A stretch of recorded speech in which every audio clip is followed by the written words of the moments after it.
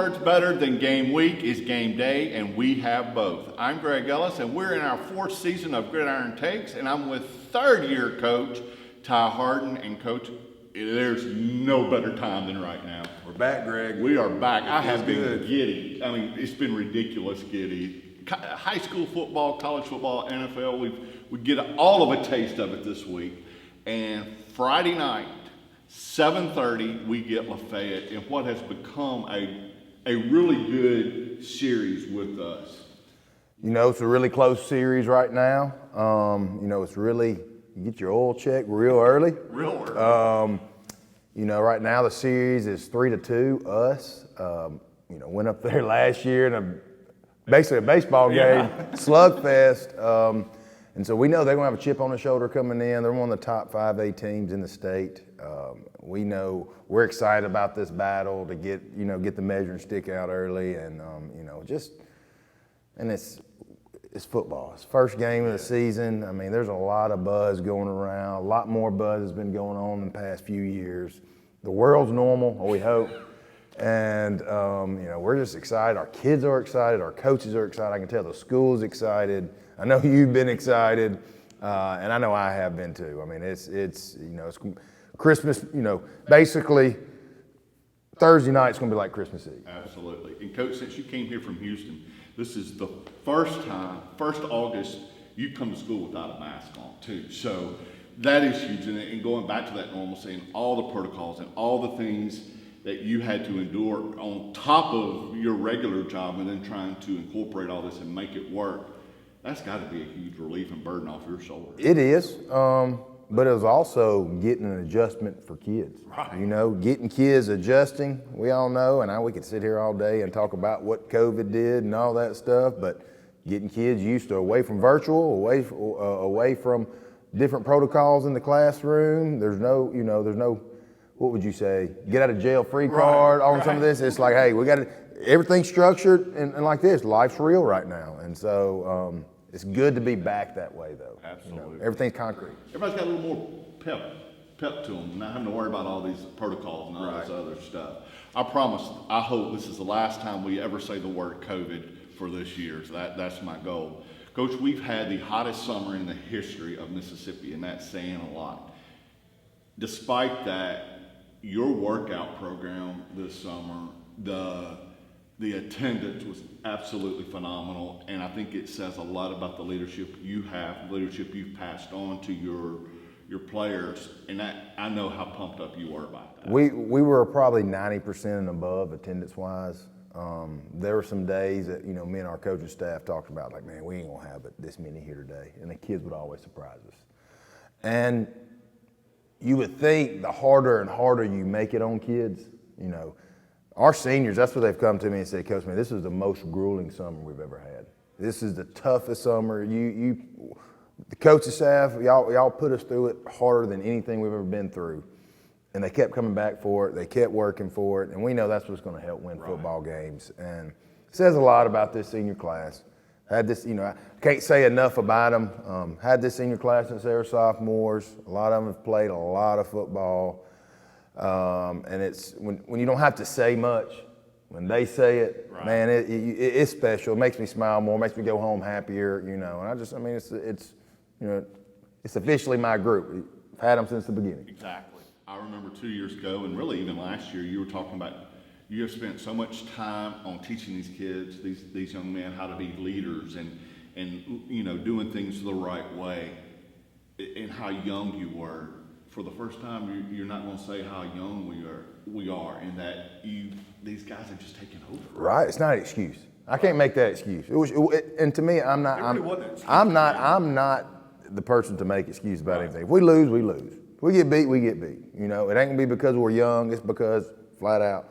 But we're not young anymore. Right. That's not any type of excuse. You know, I'm excited that I don't have to worry about what the locker room looks like. Right. You know, Right. I don't have to tell the kids, man, hey, boy, you make sure that locker room's clean. Right. It's clean. I don't have to make sure that I don't have to say. I've always said, if you're walking, you're wrong. Right. You know, like when we're on our kids know our feet are in the blue. They're running everywhere they go. If I don't have to say, if you're walking, my kids are saying, if you're walking, you're wrong. If you're walking, you're wrong, and coaching each other. So it's it's just feels good, and that's part of it. I mean, that's just part of the process of having so many years in and all that.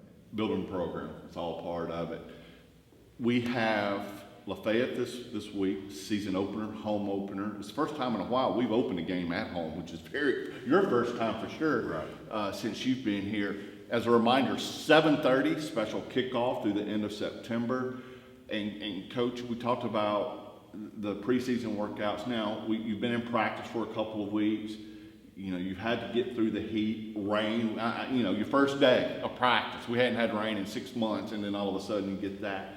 Where are we right now? Let's talk about the offense, defense, and special teams. Have you been able to implement everything that you wanted to for this game in 2 weeks? Well, we didn't have to in the 2 weeks. We had it implemented all summer, all spring. That's the luxury of having a veteran football team. Right.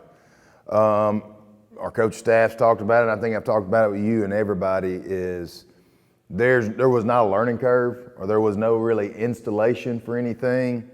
Last year we had to be simple. We had to be basic.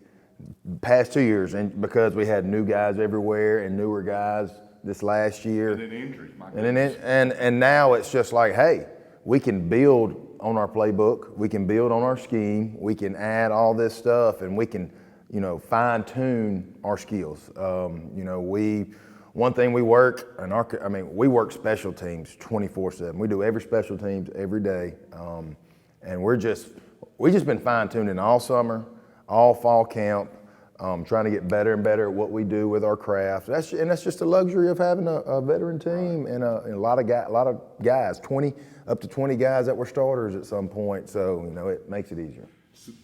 It's tough being young, but that pays off in the long run too. Offensively, we're gonna have one of the best offensive lines I can remember here in a long time. You got D1 commits, SEC players on this line. Quarterback, you got a guy that's seasoned. Just kind of give us a quick overview of our offense and what our fans can expect. I think we've got a lot of strengths on our offense. It's hard to say, what position group might be your weakest or anything. I'm not going to say that because every group is going to establish, themselves. Offensive line, man, they're a great group, fantastic group, big offensive line. All those guys are going to play college ball somewhere. Then we get to our backfield. We return our quarterback that's had a tremendous offseason, and we return both our running backs, and that's what, like the newspaper asked me last week. Jabari Dooley had a fantastic game last week. Quay Middlebrooks, I ain't gonna say he didn't have a bad game. He didn't have his best game, but what's the difference between when one of them's off, one of them's on? Right. That's what's great about them too. They're both great running backs and going to be good running backs in 6A, and we'll return everybody in the wide receiver corps. We'll return our top three basically leading receivers. After losing everybody last year.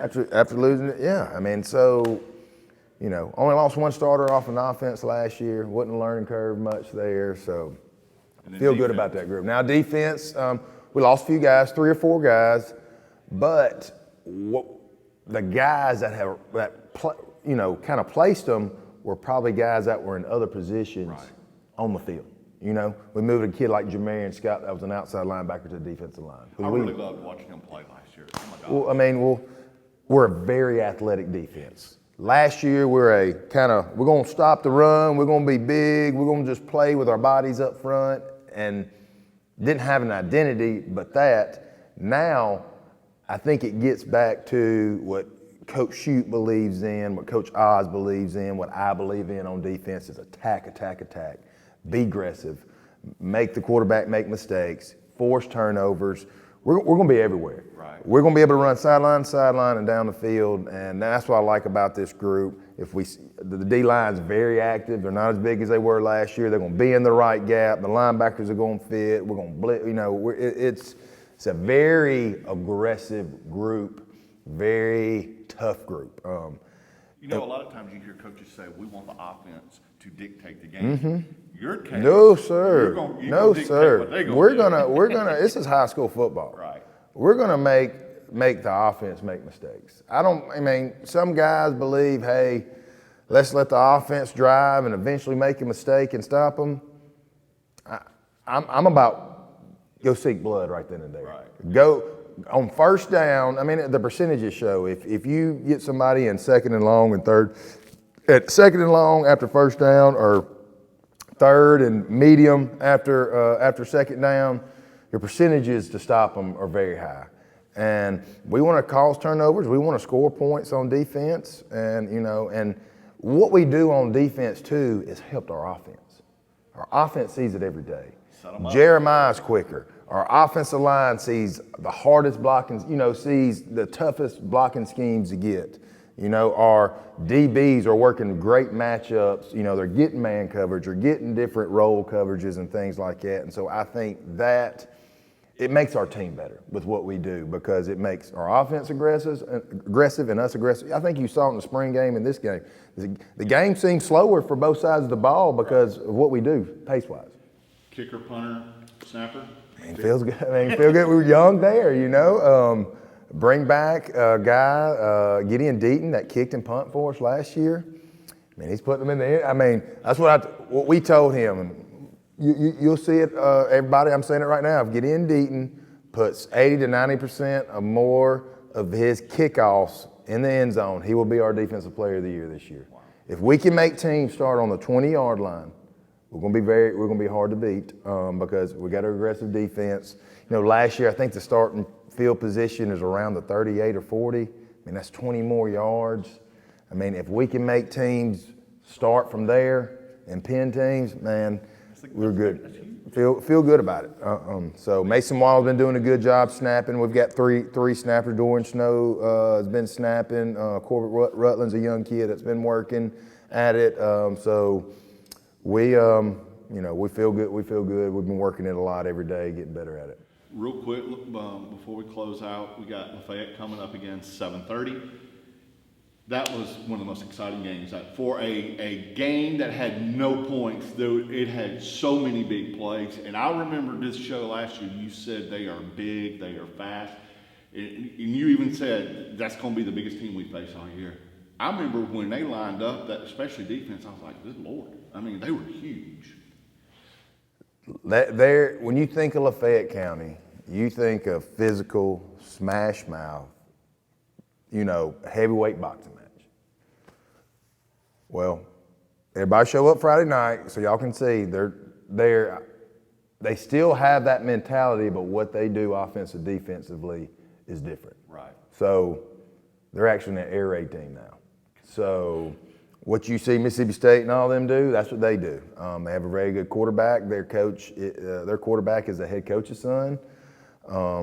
Their offensive coordinator now, it was the head coach at Hernando. And you remember watching Hernando for several years. They beat us 2 or 3 years here in that same system. Exactly. So if you got a good trigger, and they're lightning speed. So if you watch Ole Miss on a Saturday, they're going to run the ball, and when they get tackled, they're already lined up. They're already lined up on the ball, and they're snapping it 5 seconds later. So this is what this team. So we've got to be fast, conditioned, be able to think, on the run. Got to be able to get lined up. So they pose some threats. So offensively, they're different. They're different. They're a finesse, make you run sideline to sideline and down the field to tire you out and make mistakes. You're going to have some big shot. They're going to take some big shots, and defensively, they're still physical, just running a little bit different scheme with different guys. And so we got a major test. Major test open the season with 7:30 Friday night. A couple of things before we leave. We will have, this is the 30th anniversary of the 1992 state championship team. We've got something planned every game to honor them. Then we're going to bring them all back for one big weekend. Also, we're about to announce a new policy for all sporting events and activities at Tupelo High School. We are going to the clear bag policy. We're going to jump ahead of what the state is going to pretty much dictate for everybody. So if you're coming to a game, if you have a purse, a backpack or anything, it's got to be clear, or you will have to undergo a search of the contents in that bag. Hey, it's all about safety. It's sad, but that's where we are. Coach, you have a new little tradition going. You're not cutting your hair until you lose, so you're going to be have a lot of hair by the end of the year. Yeah, I hope. I hope I have it down to my calves. So that's what I'm gonna do. I told our guy, they was like, Coach, man, Don't cut your hair till we lose. All right, guys, I'll do it. I love it. I love it. All right, Blue Turf, Friday night, 7:30, be there.